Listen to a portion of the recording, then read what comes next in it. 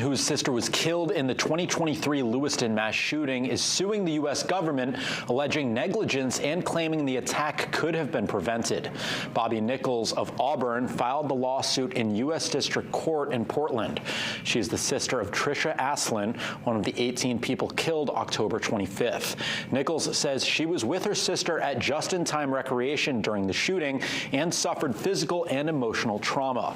The suit alleges the U.S. Army should have intervened months earlier, citing the gunman's worsening mental health and reported paranoia.